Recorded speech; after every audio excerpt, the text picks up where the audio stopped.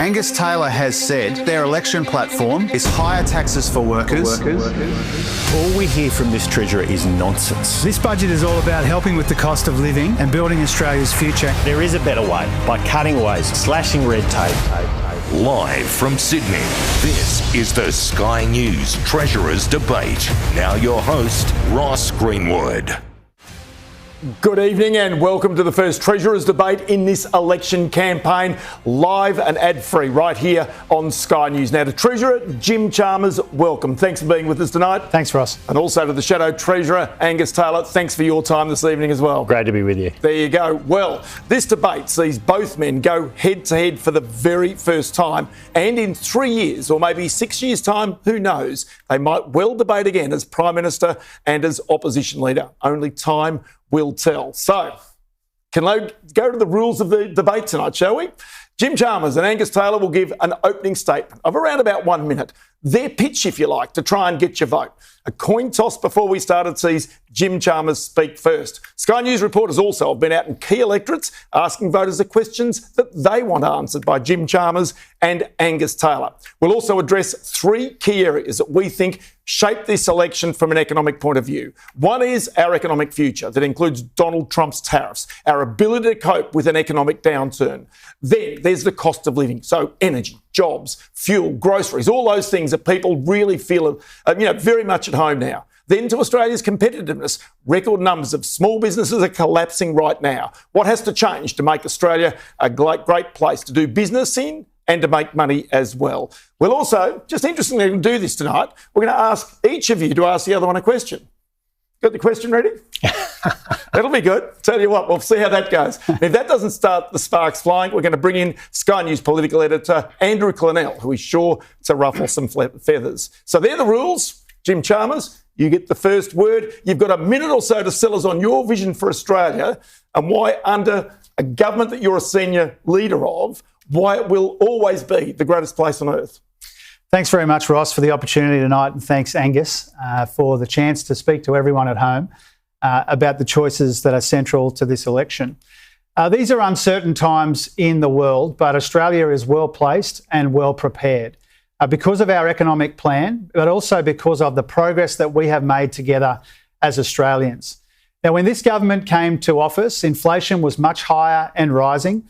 Real wages and living standards were falling sharply, and we were already on track for more than $1 trillion of debt. And since then, inflation has come down considerably. Real wages and incomes and living standards are starting to grow again. Unemployment is low. We've created 1 million jobs. Interest rates have started to come down. We've got the debt down, and growth is rebounding solidly in our economy as well. So all of this puts us in good stead in uncertain times, but we know that there's much more work to do because we do understand that people are still under pressure, and we know that the global environment is so uncertain. And that's why our economic plan is so important, and it's why we seek a second term to do justice to the progress that Australians have made together in our first. Our economic plan is about helping with the cost of living, cutting taxes and making the Australian economy more resilient in uncertain times. All right, Jim Chalmers, you've got a few extra seconds there. I'll probably give that to Angus Taylor as well. Angus, I want your pitch as to why the coalition should be the government after this election. Well, thanks, Ross. Thanks, Jim. It's great to be here. And we are living in uncertain and tumultuous times. And the choice at this election is who do you trust to manage the economy? The context for it is that Australians are worse off than they were just 3 years ago as they dig deep into their savings, as they work harder for less, and as they cut back on essential spending. Now, Labor promised the world. They promised lower electricity prices. They promised lower mortgage costs. They promised a lower cost of living and easier lives. The reality has been different. Prices are up, debt is up, deficits are up, spending is up, taxes are up. But the one thing that is down and has collapsed is Australian standard of living that's fallen more than ever before in our history, more than any of our peer countries around the world. Now, there is an alternative, a better plan to get this country back on track, to beat inflation, to boost growth, to back small business, to fix our housing and energy markets, and to provide immediate relief at the Bowser as we fix our budget to ensure that we protect our nation for the future. I'm really looking forward to talking more about our plan tonight. All right, then to both of you, thank you very much. You don't want to pick each other apart at this stage? Anything you want to have a go at each other about? I think we can agree tonight, Angus, that we'll be respectful about this exchange, and I think it's a good opportunity. Not if I had my choice, you know. Anyway, we'll wait and see. Anyway, let's go to our first segment, and that is about Australia's future. Jim Chalmers, I want to start with you here. This debate is just hours after Donald Trump's tariffs have hit the world, right? Now, just to show you that these tariffs, even on Australia, are being taken seriously in Washington right now, I want you to listen to this heated debate in the US Senate today between the Democrat Mark Warner and the US Trade Rep Jamison Greer talking about Australia. Have a listen. Australia got hit with a 10% tariff as well. Senator, Australia has the lowest rate available under the new program. They ban imports of American beef. Ambassador, excuse me. We already have a free trade agreement. We have a trade surplus. So getting the least bad, why did they get whacked in the first place? They ban our beef. They ban our pork. They're getting ready to impose measures on our digital companies. It's incredible. Australia basically denies access to its huge market, but not as a result of tariffs so much as non-tariff barriers to trade. Australia also blocks on specious, fake science grounds, the export of fresh and frozen U.S. pork. So, Jim, to you, the Prime Minister can't even get a call at the moment with the President of the United States about this. The fact of the matter is Australia, like the rest of the world, has been whacked. And as you were hearing there, even senators in the US are saying, why Australia? I've met Senator Mark Warner. He's a good person and he's a good friend of Australia, and we appreciate his support. And a lot of the sentiments that he expressed in that clip points that the Prime Minister has made himself when the Prime Minister responded to these needless and self-defeating tariffs. But they're only 10% for Australia. The rest of the world got much more in many cases. Didn't we escape lightly? Don't we just keep quiet and say not too much about this, get on, because the US is still going to take our beef? We have a Prime Minister who is speaking up for Australians and standing up for Australia and for our national economic interest. And that's what the Prime Minister has been doing. And our response is all about making our economy more resilient, our markets more diverse, and engaging with the world, including engaging with the Americans. And here I think we've got the first contrast of the debate tonight, the first choice, because we've got a Prime Minister standing up for and speaking up for Australia, and we've got an opposition leader and an opposition, which is absolutely full of these kind of doji sycophants who have hitched their wagon to American-style slogans and policies, and especially cuts, which would make Australians worse off. And now they wonder why nobody believes them when they desperately try to pretend to unhitch their wagon from some of the policies and cuts that we've seen in the US. And so this is a pretty important choice, a Prime Minister speaking up for Australia and standing up for Australians, or an opposition leader and an opposition who have made it clear for some time that they take their cues and their instructions and their policies directly from the US. Doji sycophants, you've just heard really the big challenge to the opposition here, Angus. I mean, my question to you is, can you get the phone call to Donald Trump? Can you lift these tariffs if you're in government? Well, we did last time when we were in government, and we've heard the first piece of nonsense from Jim tonight, which is that we're not prepared to take on an American administration. We did when we were last in government, and we will again. But Jim and the government are trying to pretend that they've always been advocates for free markets. This is the government that has shut down the sheep trade in Western Australia. I mean, they're not advocates for getting access to markets. They've done the exact opposite. The last Labor government shut down the cattle trade into Indonesia. We have always been the ones fighting for open markets for our farmers, for our exporters, for our miners, for our manufacturers, and we will always be the ones who stand up for them. When we were last in government, of course, we did take on the Trump administration and we avoided tariffs as a result. Jim went over to the US not long ago, got the photo opportunity, but he didn't come back here with what we needed, which is free access to the US market. All right, I want to go to the markets now, as in the stock markets. They tell you something about the future. They tell you that the risk of a recession is much higher. Peter Dutton has said basically under a Labor government, if re-elected, Australia will go into recession. Why wouldn't Australia go into recession if there's a coalition government in power? Surely you've got to have, if it's good for one, it's good for the other. You can't avoid that.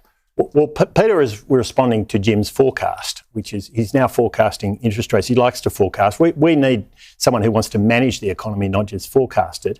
And he was forecasting big cuts in interest rates. Now, that's only going to happen if the economy is falling off a cliff. Okay, so if there's something that Jim knows about the economy falling off a cliff, he should be front of that. So Jim, I'll go to you on this. Is there a recession coming in Australia? No, we don't expect that, and that's what I said earlier in the week, and Peter Dutton has lied about that multiple times since then. But is there a downturn? And given the fact you have spent a lot of money, and over the last 50 years, this is one of the highest spending governments, except for COVID, in the history of Australia over that period of time. So what I'm wondering is what shape is the government's budget in right now after that spending? Because even yesterday, the Prime Minister, Anthony Albanese, said he would keep on spending. He sees no reason not to keep on spending. Well, first of all, it is important to remind everyone that we expect the Australian economy to continue to grow, and Angus and Peter Dutton should stop lying about that. That's an important correction, an early correction. When it comes to the space in the budget is in a much stronger position now than it was 3 years ago. And that's because I've delivered 2 budget surpluses. There's been a $207 billion cumulative improvement to the budget bottom line. The debt this year is $177 billion than what we inherited. That's saving $60 billion in debt interest over the course of the next decade. But okay, that's today. And that what gives about us, over the next 10 years? Because that's the issue, isn't it? That gives us more room, if necessary, to respond to these difficult global conditions. But I want to make it clear. So you're saying if there was a downturn, this government's got the capacity to keep spending to prop up the economy? The point that I'm making is there is more room to move in the budget because we've managed it responsibly, those 2 surpluses, and getting the deficit this year much smaller than what we inherited from Angus and his colleagues.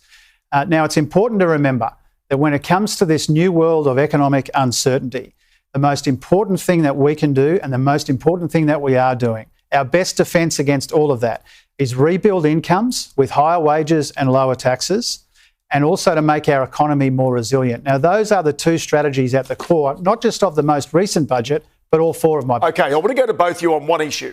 The heroic assumption in the budget that's just been delivered is that 4.25% unemployment is the maximum over the next 4 years. But if you get an economic downturn, like we're suggesting might happen as a result of what's happening around the world with tariffs right now, that unemployment rate goes higher, the budget gets blown out, the debts and deficits get much bigger. That's on your watch, it's got to be. So what do you do to support that? Well, first of all, the labour market has performed incredibly well on our watch. The average unemployment rate under this Albanese government is the lowest of any government in 50 years. But you might not have had a shock like this one. But it means that we go into this uncertainty around the world from a position of strength. And what we've been able to do, which is unusual in the world, is get inflation much lower than what we inherited from Angus at the same time as we maintain very low unemployment. And of course, if the economy slows dramatically, there are implications for employment.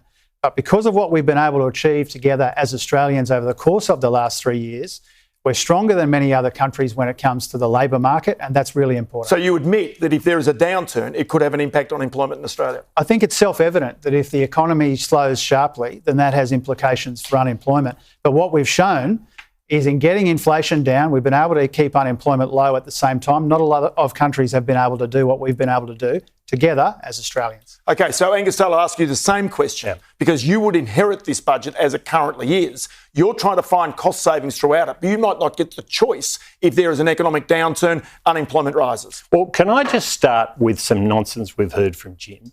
I mean, he started from the point of view of saying that there's been meaningful growth in the economy. GDP per capita has gone backwards for 21 months in a row under your so-called stewardship, Jim. And the result of that is our household standard of living, what our incomes can buy in terms of goods and services, has collapsed in an unprecedented way, 7.9% since you came into government. The buffers are gone.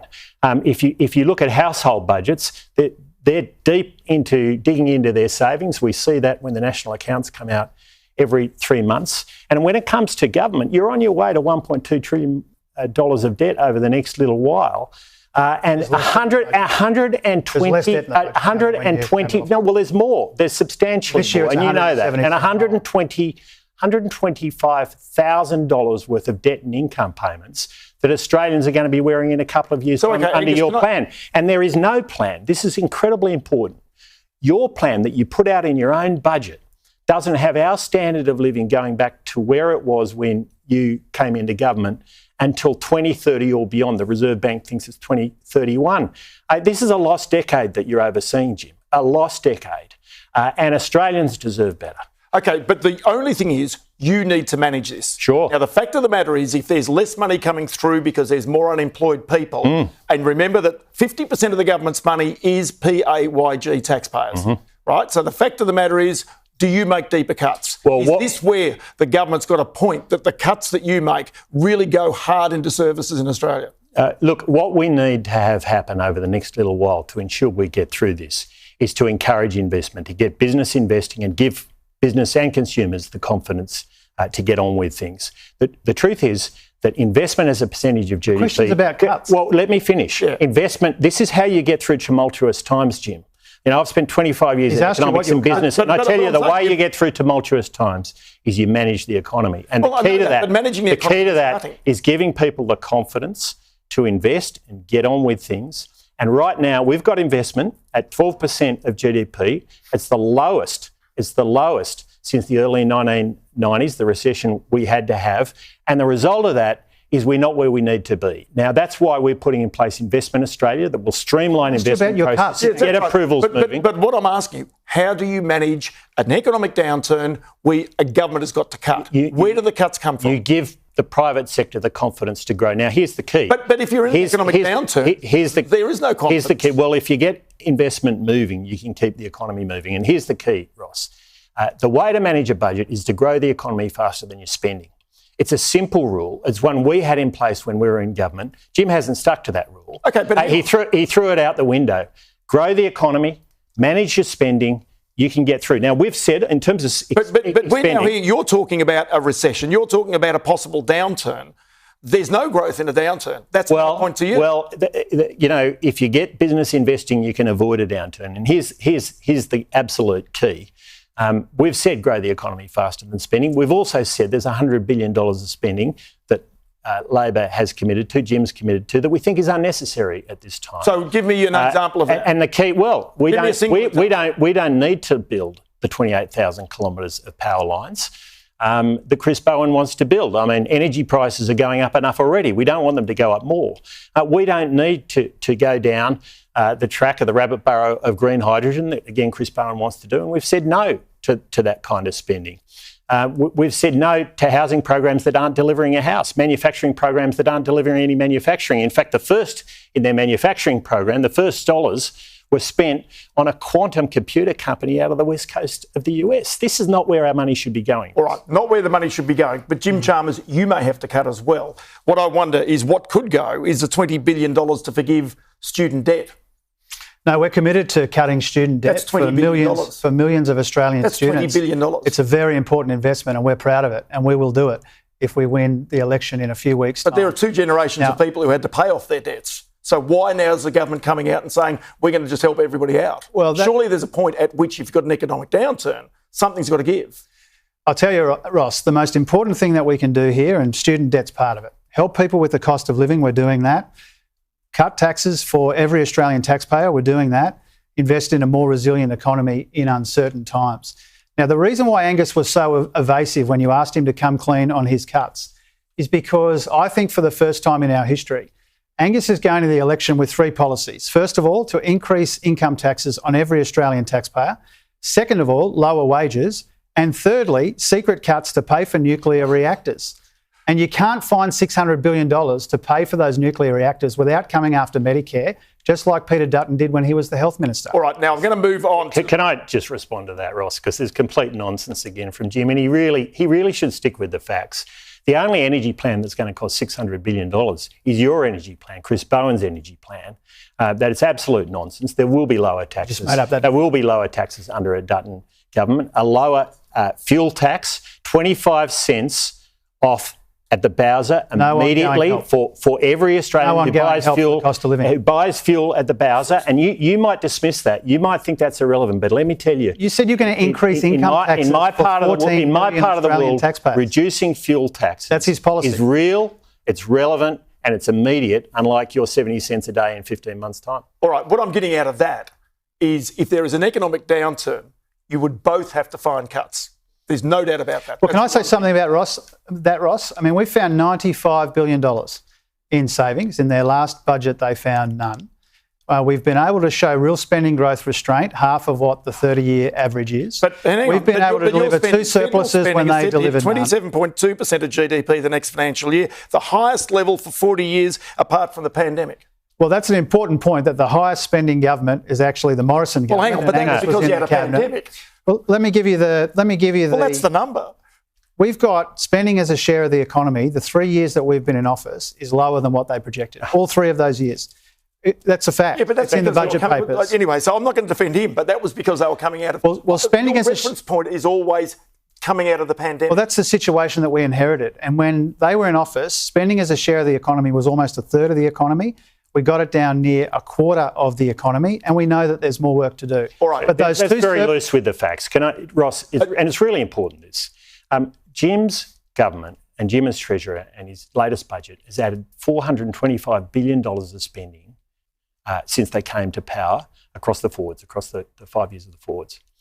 Now that is extra spending that you have gone with. We've said $100 billion. Pension indexation. $100 billion. Well, hang on. Medicare, $100 billion of that is not appropriate. Relief. Well, hang on. Which of that are you can't have it both ways, Jim. Now, we have supported essential services spending. We'll put a bill into the Parliament to protect that, make sure that is as it should be when we come into Parliament. But I tell you what, Jim. Can I move on, please? If that's okay. You can't help yourself with the $425 billion. If you think $425 billion is wasteful, then come clean, look down the barrel of the camera and tell people that pension indexation will go, Medicare will go, natural disaster funding will go. These are some of the big parts. You should not say you haven't increased spending when you have, and there's $100 billion of that, and I've already laid out the sort of areas where we're focused, which is not essential services spending and is not required at this time. 41,000 public servants won't go because you've changed your mind on that. No. That was a cut. We have said we want to see a better public service, not a bigger public service. Yep. You know,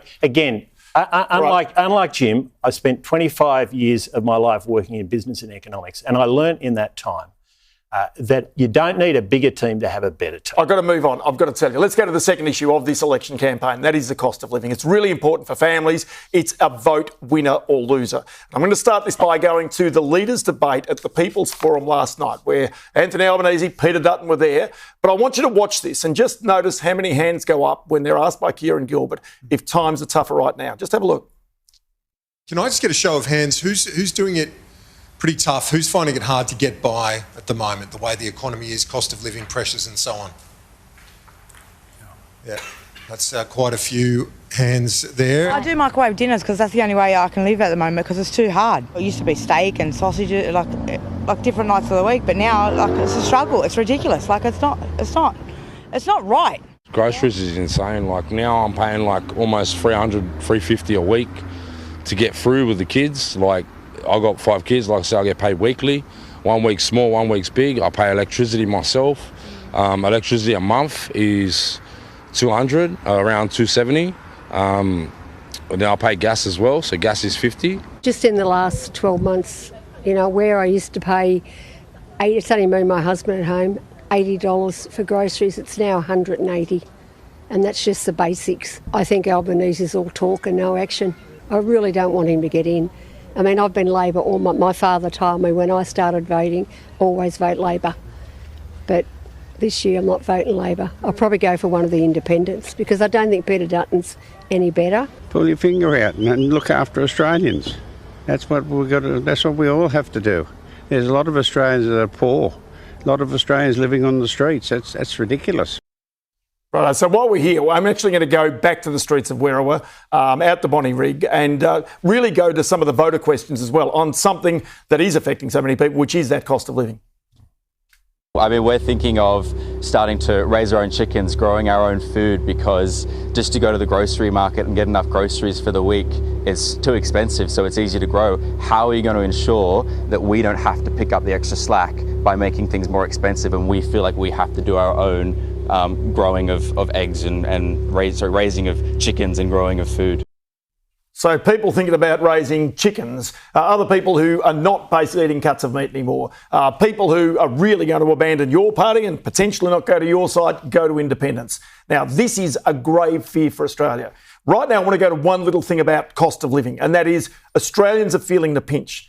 If you give them $150 for the gas, it's not enough. You can't give them enough. Really, it's about a job, it's about wages. These are the things that Australians need to improve their cost of living, which has fallen so far down the scale of the OECD standards. Well, first of all, we understand that even with the progress we've made together on inflation, getting real wages growing again, and also keeping unemployment low, we know that people are still doing it tough. And that's why the centrepiece of the budget a few Tuesday nights ago was cost of living relief.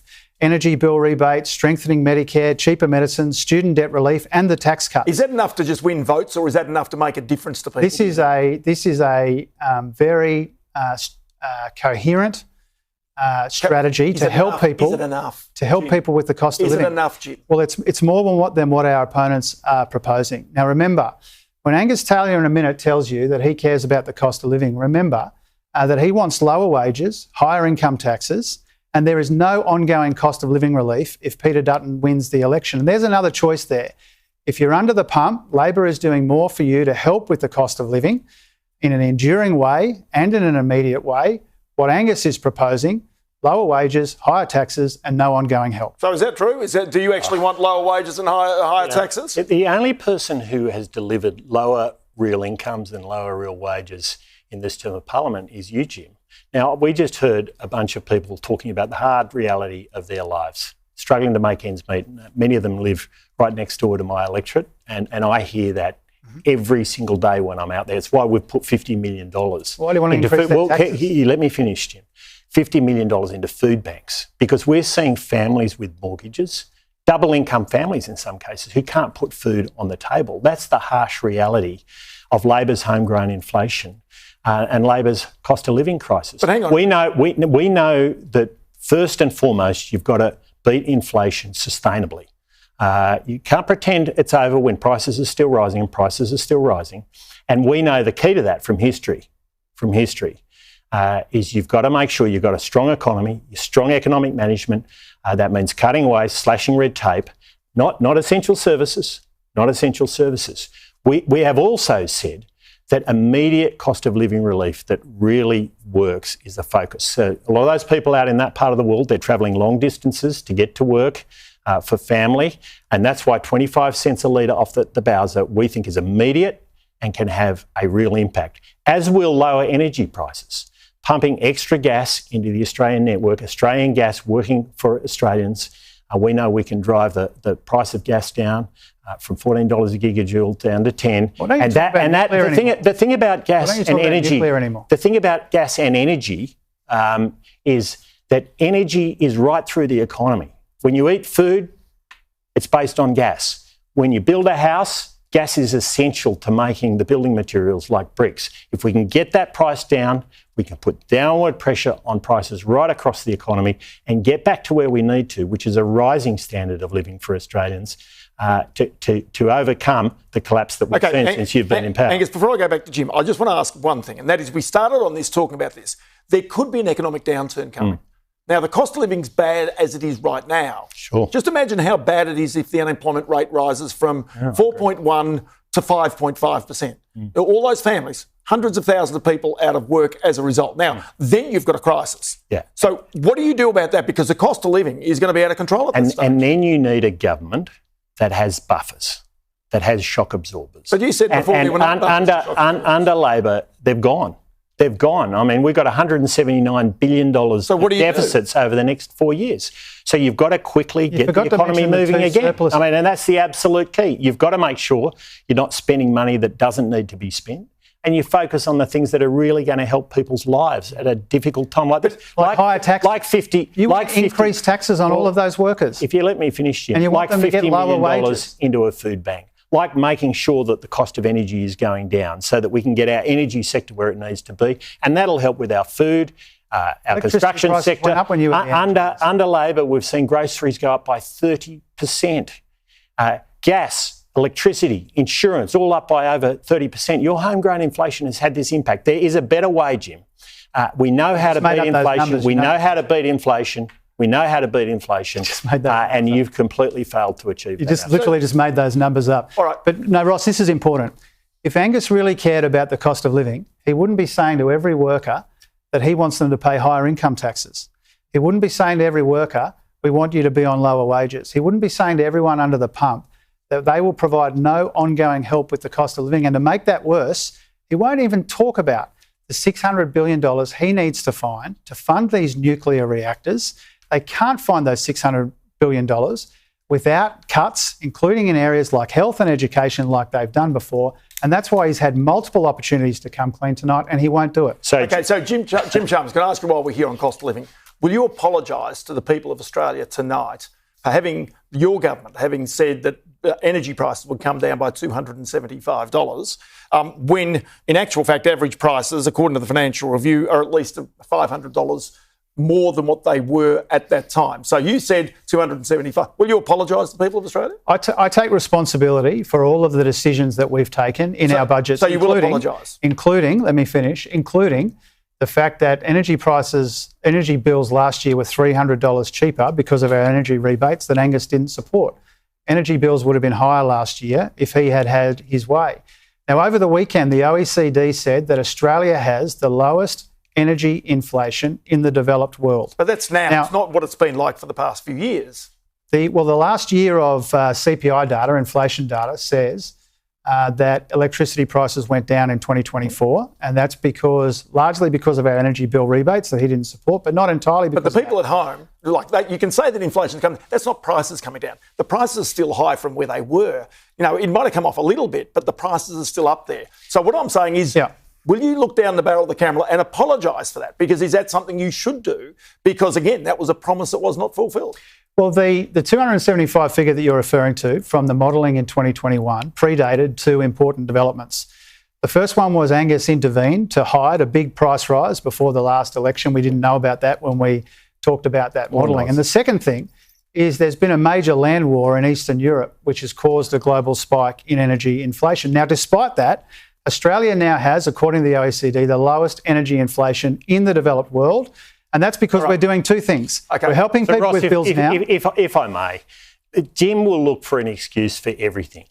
He will look for an excuse for everything. Labor promised 97 times that electricity prices would come down by $275. And the excuses are across the board. You know, it's Vladimir Putin, it's President Xi, it's Donald Trump. It's Cyclone Alfred. Yeah, he'll use them all. But the one thing he won't do is accept that people who are promised a $275 reduction in my electorate and in those areas we just heard from a moment ago are $1,300 a year worse off than was promised by Labor. That's a made-up number. That's a made-up number too. Ross, they're $300 better off last year on their electricity bills because of our energy rebates that you opposed. Okay, I have to move on. I really do have to move on. Thank you. I just want to go to one thing, to the both of you. Now, I've spoken to friends and foes of both of you over these past few days, knowing this debate was coming up. And can I just say, Jim Chalmers, people say you are the best communicator in your party. Right? They say you are the very best at explaining things. We hear a lot of it tonight. The things that they say, you're brilliant at detail. You are a very hard worker, extremely hard. Your staff work hard as well. The one thing they say is you've got a bit of a glass jaw, that you don't cop criticism well. What would you say to that? I think over time I've learned to understand that you take the good with the bad. And I try and... Do you get a bit grumpy sometimes or not? I think everyone gets grumpy sometimes. Right. But I don't think I get grumpy about that necessarily. I think I've learned over time to focus on the objective observers of the job that I'm doing. And I think ultimately the Australian people will judge that rather than the kind of partisan commentators from time to time on the opinion pages of the major I've spoken to, Jim, remember that. Angus Taylor, the thing I hear about you, again, Rhodes Scholar, incredibly gifted, was a man really in some ways born and many times told you were a future Prime Minister. Question is, some people suggest that maybe you don't put the work in. You maybe have heard that as well. What's your own sense of that? Well, you know, there's lots of free advice in this game. I understand that. You get it. Jim gets it. Yeah. We all we all get it. But I tell you what, I work every single day for those hard-working Australians who work, in Jim's electorate, in my electorate, right around Australia. Right. And that is what I'm here for. I spent, as I said earlier, 25 years in business and economics before coming to politics. And the truth is, I learnt through that time period that hard work does matter, and I come from a hard-working family. Okay. Righto. I'm going to now, at the halfway mark almost, allow you each to ask a question of the other. I'm going to allow you to go first, Angus, and ask Jim a question.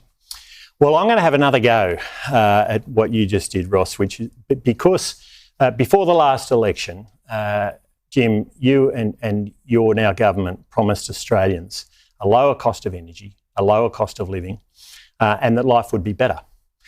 Instead, you've overseen the biggest collapse in our living standards in history, bigger than any of our peer countries in the world. Will you apologise to Australians? Well, first of all, Angus wrote down that question and then you asked it, and he didn't have the ability to think up a second question. I think that's...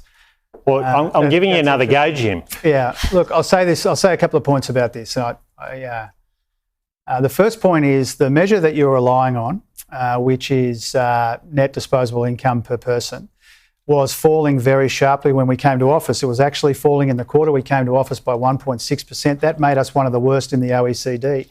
And that measure is now growing again.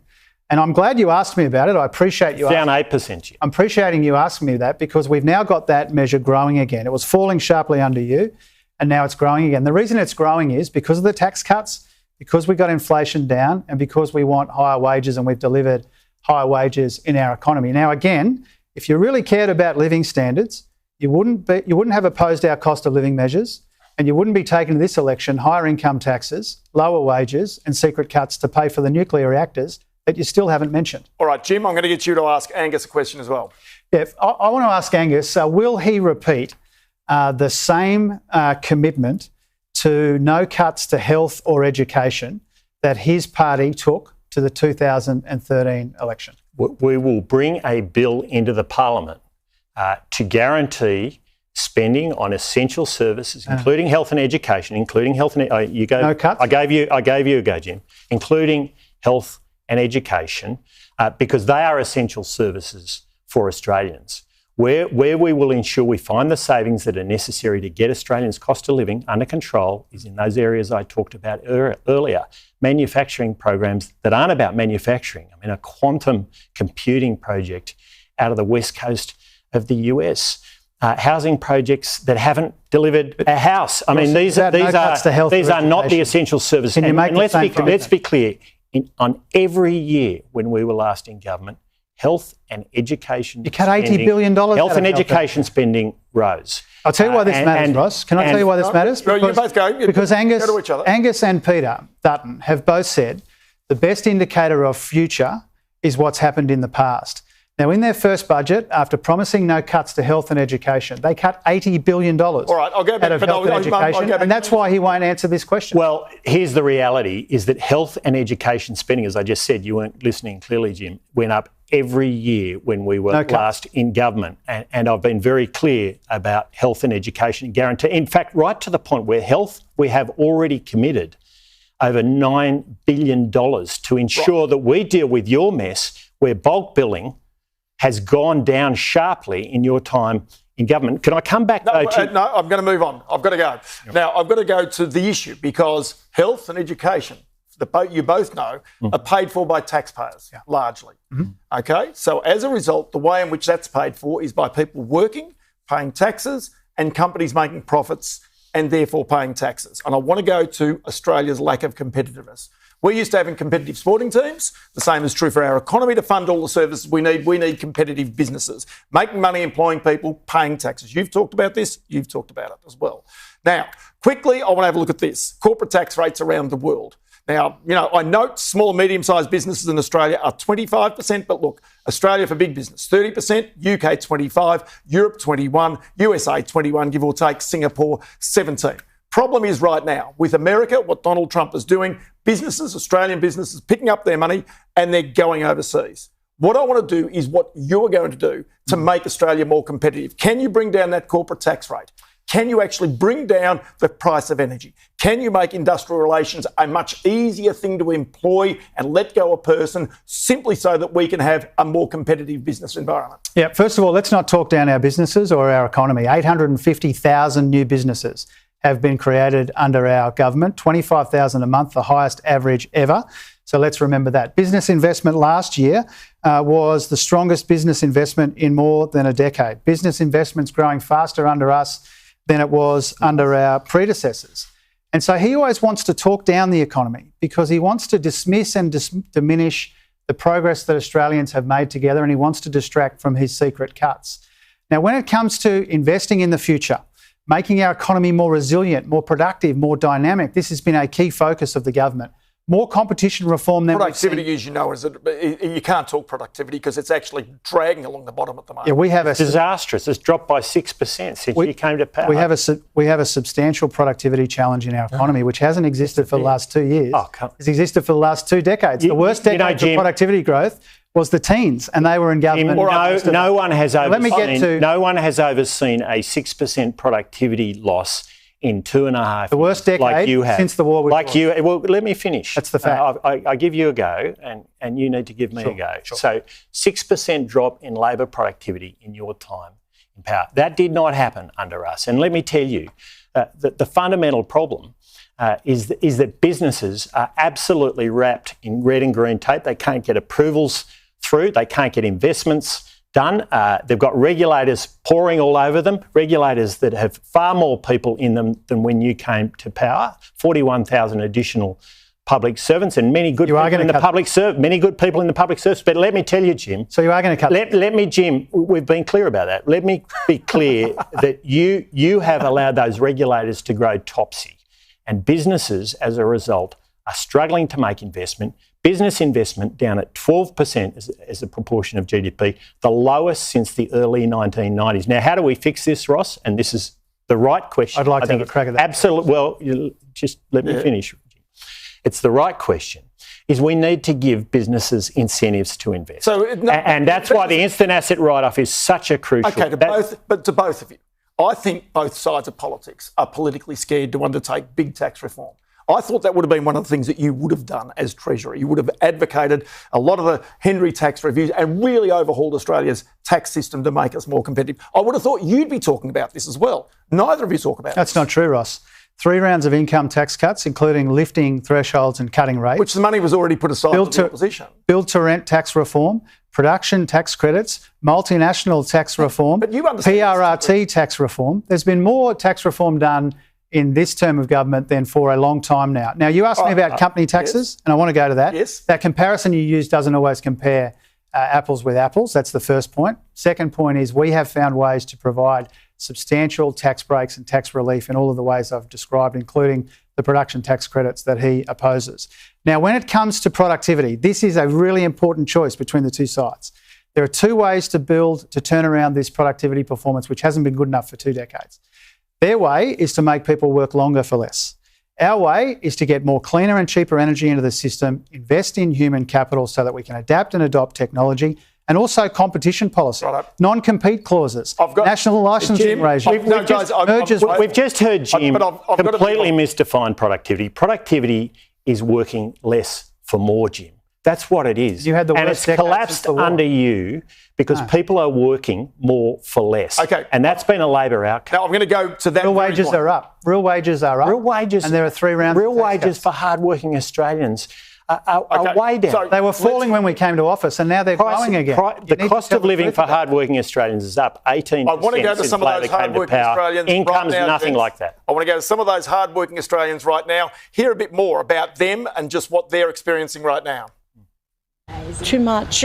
Electricity prices. Electricity, everything's too much. How much are you spending on groceries a week? Oh, my shopping comes up to about $4.50. What are you buying? Well, I feed a family of 4 or 5 and the kids come over. I have to buy everything and everything's expensive. Everything's expensive. And how are you finding...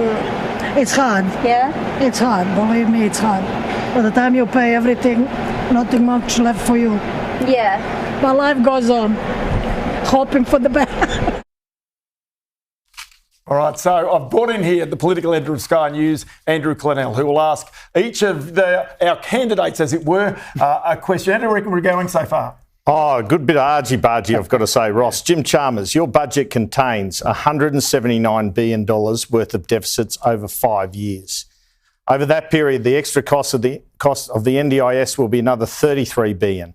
The cost of your $5 to $10 tax cuts will be $17 billion over 4 years. Your public service wages bill, after you hired another 46,000 public servants, will be $8 billion a year. That's $40 billion over the 5 years. That's $90 billion I've just spelled out of the $179 billion of deficits, and that's before we get to other campaign promises. You also have us heading to $1 trillion of debt, in fact, $1.2 trillion of debt, having had a go at the coalition for the same thing. Jim Chalmers, isn't this the opposite of your hero Paul Keating's so-called beautiful set of numbers? Given these numbers, are you prepared to rule out cuts if you are re-elected? And haven't you left Australia in a weak position in terms of a fiscal buffer for a global economic crisis? Jim Chalmers, why have you left us with a decade of deficits? Well, despite all of that investment in strengthening Medicare, providing tax cuts, providing cost of living relief, making our economy more resilient, the budget is $207 billion stronger than when we came to office, and that's made room for those investments, and it's meant that we delivered 2 surpluses, our predecessors delivered none. The deficit this year is half as big. We've made a structural difference to the budget in areas like the NDIS and aged care and also interest costs. And so we are getting the budget in much better nick, and we're doing that without ignoring our responsibilities to people who are doing it tough. Angus Taylor, a decision was made by you as Energy Minister. We've heard about it from Jim Chalmers tonight in 2022, before the last federal election, to delay a decision on electricity price rises past election day, rises which were 11 and 12%. So you effectively hid that power price rise from the Australian people. Now you're promising or releasing modelling claiming your gas reservation policy will cut power prices by a meagre 3%. And your only other power price solution is 15 years away in nuclear. Why in 2022 did you hide that price rise from the Australian people? And given you did, why can we believe your policy promising this 3% reduction in power prices? Well, I absolutely didn't. And in fact, what we saw in my time as Energy Minister is a cut in electricity prices of between 8 and 10%, depending on whether you're a small business, a large business or a household.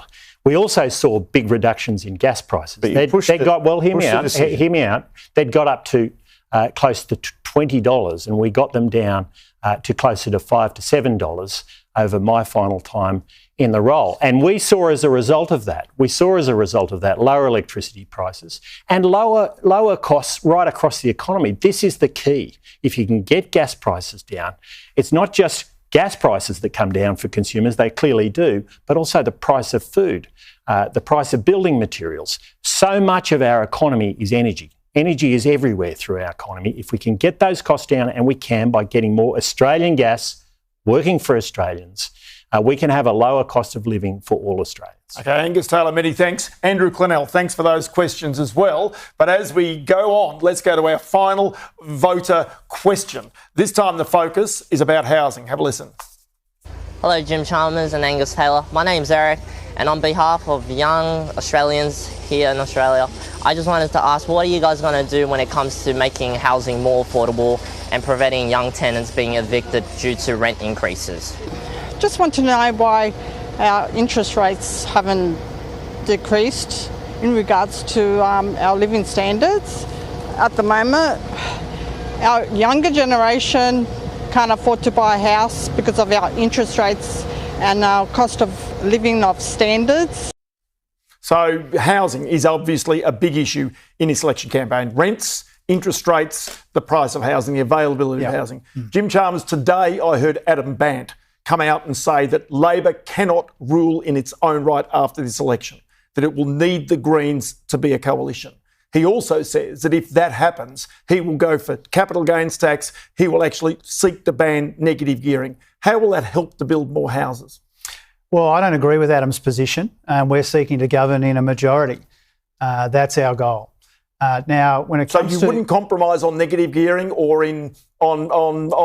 So if you were in a coalition with the Greens, we won't if you needed them, but if you were, would you actually then compromise on negative gearing and or on capital gains tax? First of all, we're not entering into a coalition with the Greens. And we seek to govern in a majority. We don't take our cues or our economic policies from the Greens. We've got our own agenda on housing. And our agenda on housing is $33 billion of investment so that we can build more homes for Australians to buy or rent. In addition to that, we've increased Commonwealth rent assistance twice. We're working with the states on planning and zoning. We've got a very broad, very ambitious agenda on housing. It's one of the most important things that we've focused on in all 4 of the budgets that I've delivered with Katie Gallagher. And that's because we do understand that one of the big pressures when it comes to cost of living is housing. That's why we're trying to build 1.2 million homes over the course of the next 5 years, because that's what will take some of the pressure off the market, make it easier for people to buy or rent a home. Will it be dangerous if the Greens do have any form of power after this election? Is that a message for Australian voters, do you think? No, we've made it clear we've got our own agenda. I understand that, but I'm saying that the reality is the way that people vote might end up that the Greens do have some sense of power. Is that a dangerous thing for Australia? Well, that's in the hands of the Australian people who've got the ability to elect a majority Labor government under Anthony Albanese, building more homes, helping with the cost of living, strengthening Medicare and making our economy more resilient. If people want the reliability that comes from a majority Labor government, they can vote for it. That's one of the things that they can do. OK, I'll go to Angus Taylor here. Would it be dangerous if the Greens and Labor came together in a coalition after this election? Oh, extremely dangerous. We heard it from Adam Bandt today. He wants to do probably what Jim wants to do, because we know he's asked for Treasury to do modelling on this. He wants to get rid of negative gearing. He wants to impose capital gains tax on the family home. He wants to tax people's unrealised capital gains, which of course is exactly what Jim is doing. But let me tell you, when it comes to housing, Labor's plan is 1.2 million. Most of the experts think they'll be lucky to get to even 800,000 of that. What we need is a genuine focus on breaking the infrastructure bottlenecks to get more supply into the market. We believe with our housing infrastructure fund, we can get 500,000 new houses, take pressure off the demand side, because immigration has been out of control under this government. Another 100,000 on top of what would already be occurring. Another 100,000 houses by freeing up demand, making sure that foreign investors aren't crowding out the market, a 2-year ban on foreign investors owning existing homes, and helping young Australians into a home by allowing them to dip into their super, which they'll have to put back up to $50,000. And this is all alongside, and I think one of those comments there about interest rates was really important. We want APRA to make it easy, who's the regulator, again, another regulator that we believe has been overreaching in recent times, to make it easier for Australians to get a loan. And we'll be directing them to do exactly that through this statement of expectations. So, look, this is a broad package. It really matters.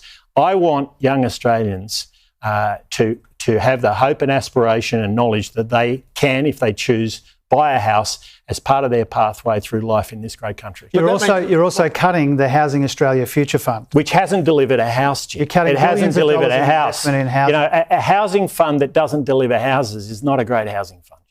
I want to go also to immigration. One thing that the government will do is cut student numbers. Now, it's been talking about this. Why students? Students ultimately would be the best Australian citizens. They would be the best Australian taxpayers because they're young, they're educated, and they'll have families. Well, yeah, first of all, we support the international education sector. But one of the big drivers of the post-COVID spike in net overseas migration was students. And so we're managing that down to a more normal level. And so what you'll see in the budget is that we are lowering net overseas migration and we are building more homes. Angus voted for higher migration when he voted against the student caps, and he voted against more homes, and now he says he'll abolish the Housing Australia Future Fund. They haven't worked. So we're managing immigration down, we're building more homes. He voted for higher migration and fewer homes. So does Australia need more migrants, less migrants? Well, right now, we've had over 1 million people in just 2 years which is double what was sustainable, and we've had half the housing we needed to support that. And so we've said very clearly those numbers are too high. And that's why we will impose student caps, 25%. You voted against them in the Parliament. Well, these are real student caps, not pretend ones, Jim, because every time you put out a new immigration forecast, the numbers go up. They did again in your last budget flop. They went up again. They just keep going up. You've lost high migration. You've lost control. Well, our policies are clear. A 25% reduction in permanent migration, 25% caps, 25% caps on the G8 universities, bringing the humanitarian visa level back to where it was when we were last. Okay. And we know that this will bring down the NOM. This will bring down the NOM by around 100,000 for the first year. Okay, now we're coming to the end of our time, so I want to give you both a bit of time to sum up today. And I really want your best pitch about how to get Australia growing and why it is the best country. I haven't heard great stump speeches in this election campaign. I want you to give me one now, Jim Chalmers.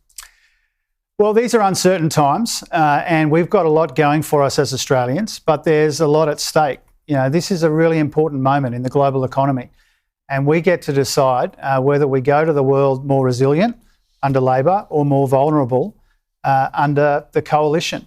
And this debate and Angus's inability to come clean on his secret cuts to pay for his nuclear reactors has made the choices really clear, whether we build on the progress that we've made together or whether we take Australia backwards.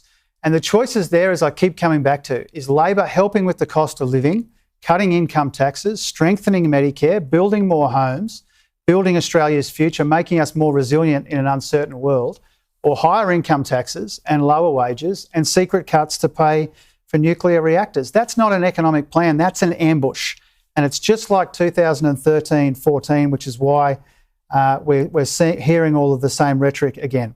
Now, there could not be a more important time for the responsible economic management, which has been the defining feature of this Albanese government, and there could not be a worse time to risk Peter Dutton's coalition of cuts and chaos, which would make Australians worse off and take Australians backwards, because when Peter Dutton cuts, every Australian will pay. All right. Thank you so much for that, Jim Chalmers. Angus Taylor.